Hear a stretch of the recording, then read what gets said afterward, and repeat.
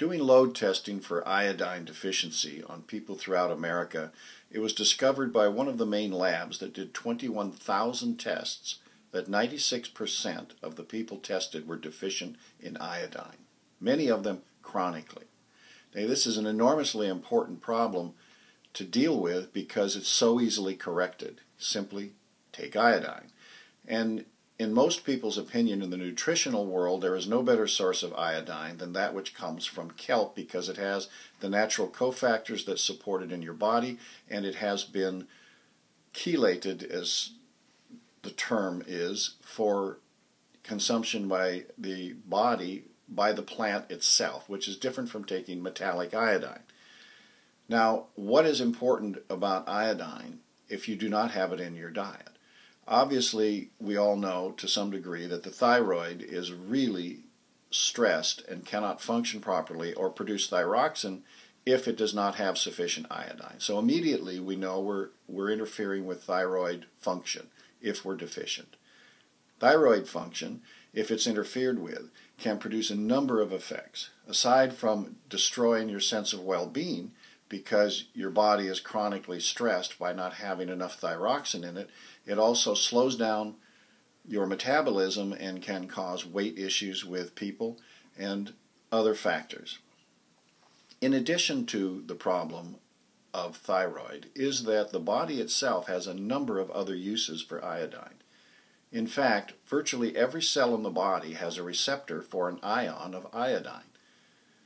Now, iodine in its receptors throughout the body does a number of functions. One, it boosts the immune system tremendously because the immune system with iodine ions throughout it can defend itself against single-cell organisms like bacteria and viruses and funguses and protozoas. These organisms have never developed a defense against iodine. It is the one sure defense. Doctors still use it to prepare for surgery and other events because of this single factor of iodine. In addition to that, there is a very serious relationship between the other halides other than iodine. It's called a halide as a metallic metal, and on the periodic table there are 4 of them that are side by side. Those 4 halides are iodide, chloride, fluoride, and bromide. Now, even though we are deficient in the United States in our food of iodine, we are not deficient in the other halides of which there are a surplus, because bromides, fluorides, and chlorides are in all of the contaminated water systems. They use bromides in fungicides, in strawberry fields, and they're blowing around on the wind. They use them in hot tubs. Fluoride salts are throughout the system. Very often they are not healthy at all to your body unless they're a specific kind of fluoride. Your body does not use these for strong bones and teeth unless it's exactly the right kind. Others are destructive to the body in a number of ways. And what happens in a deficiency situation, whether it's the thyroid or the other places in the body, is that the other halides will placehold in these receptors. By placeholding the receptor, they're keeping the cell osmotic pressure balanced, but they're waiting for an actual ion of iodine to show up so that they can kick out the placeholder of fluoride, chloride, and bromide and put in the iodide, which is what they actually want. Now, why this is so destructive in many cases is that women have a particular function with iodine. They load the breasts with iodine so that they can provide it to babies. And without having iodine in baby's milk, then babies can be deficient of iodine, and this creates cretinism, which is a mental disorder. And the sure cure for cretinism, of course, is iodine. The other problem that we had without iodine that was demonstrated as a cure for it was thyroidism, where you have an enlarged goiter and the thyroid in the throat swells up. Now, what happens if you put in the receptors of the breasts bromides and fluorides and chlorides? A number of doctors think that these bad actors in the receptors of iodine are causing distortions in the body which can be precursors and lead to fibrocystic tumors, cancers, ovarian cysts, other conditions that iodine is needed for to help prevent. Also, in addition, there was no understanding in the medical profession of a sufficient amount of iodine in the body since it was discovered really only about 130 or 40 years ago. Now, what we're learning from studying the Japanese diet is that you can take much larger quantities of iodine into your body and have a positive and beneficial effect. In Japan, the incidence of many of the things associated with iodine deficiency in America are not present virtually at all. Very, very low percentages of breast cancer, low percentages, almost no ovarian cysts or other problems that are associated with lack of iodine, and they're consuming probably 20 to sometimes 200 times the amount of iodine we are because of the large consumption of kelp, seaweed.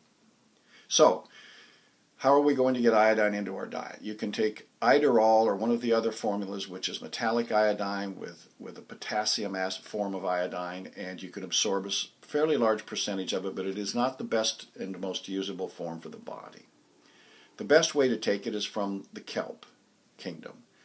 And if you do that, then you need something that's high in iodine. Now, the best product that I know of for providing this is this product made by Fine Corporation in Japan.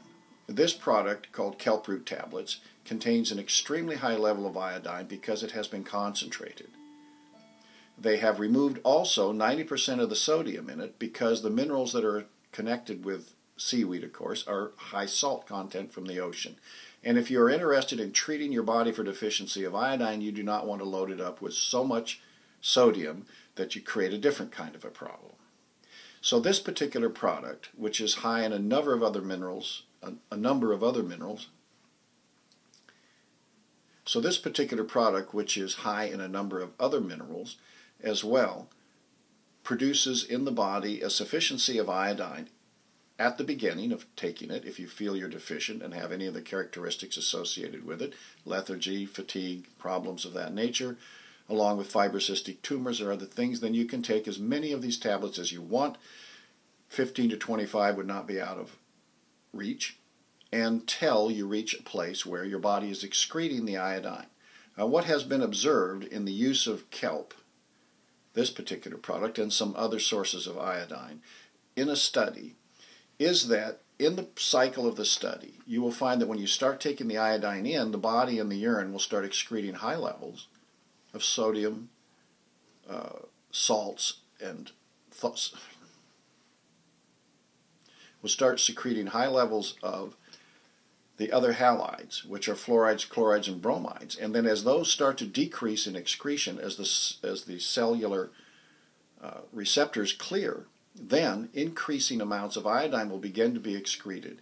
And when that comes down to a reasonably low level, because you're always intaking some in our American water system and other things, then you will start finding that you're getting to a norm in the body. Now, the wonderful thing about iodine is that the body doesn't hold on to it once it reaches a sufficiency. Once it has enough and knows it has enough and it's excreted the other fluorides and chlorides and bromides, then it begins to excrete iodine. And this keeps the gateways of the body free from infection as well. It'll put it in saliva, sinus fluids, so you can see the intelligence of the body related to the use of iodine is extremely high. So, in America, it's a chronic problem, it's easily corrected, and a number of health issues can be pulled into balance and removed from your body. Thank you.